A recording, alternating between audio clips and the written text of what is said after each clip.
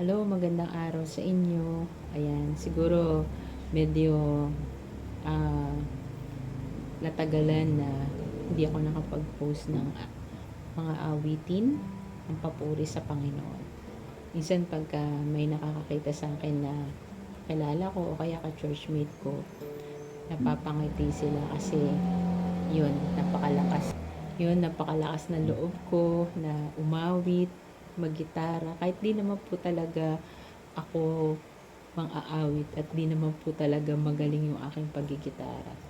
Kasi yung paggigitara ko nga minsan sumasablay pa yung mga chords ko. Hindi naman ganun ka-expert. Pero sabi ng Psalms 150, let everything that has breath praise the Lord. Ano po ulit?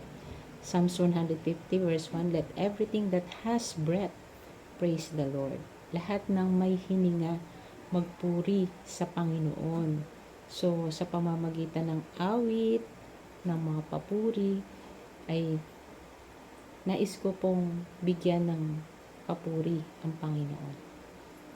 Na kahit ano pa yung sitwasyon, pwede po tayong mamili piliin po natin na malungkot na lang tayo, piliin po natin na malugmok na lang tayo, piliin po natin na tayo ay sige ma-depress, patuloy na lamunin ng anxiety natin. Pero alam niyo po ba, once you praise the Lord, kapag nire-raise mo yung papuri mo sa Panginoon, the blessing come down. Kaya, wala pong requirements. It is a command in Psalms 150, let everything that has breath praise the Lord. So, kahit na ano pa yung tinig mo, talagang magpupuri ka pa rin sa Panginoon. Katulad ni Haring David, hari po siya, pero grabe yung kanyang pagpupuri sa Panginoon, na halos mahubaran na nga siya. Sabi nga ng kanyang asawa, nahuhubaran ka na, medyo ayun. Pero wala, hindi po siya pinakinggan ni Haring David. Nagpatuloy po siya ng pagpupuri sa Panginoon. Kaya kahit ano pa yung tinig natin, it is a command from the Lord that every breath should praise the Lord. Everything that has breath should praise the Lord.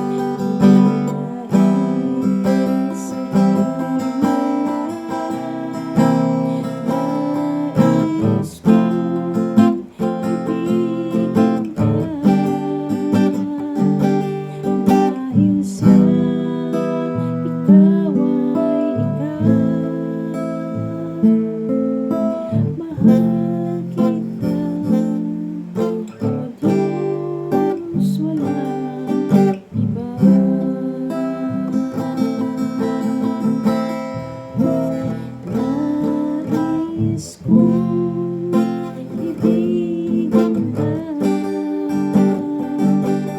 dahil sa ikaw ay ikaw.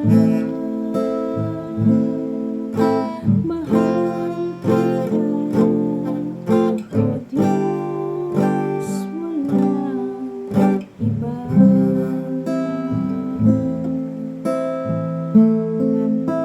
Mahal kita, O Diyos, walang iba.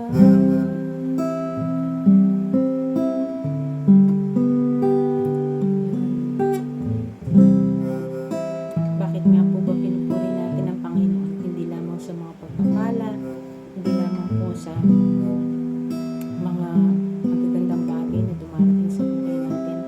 Hindi, pinupuri natin, iniibig natin ang Panginoon sapagkat siya ay Diyos, siya ay siya, mananatiling Panginoon, and karapat dapat lang talaga na siya ay purihin, because it is a command again, that everything that has breath praise the Lord. Salamat po, pagpalain po tayong lahat ng Panginoon.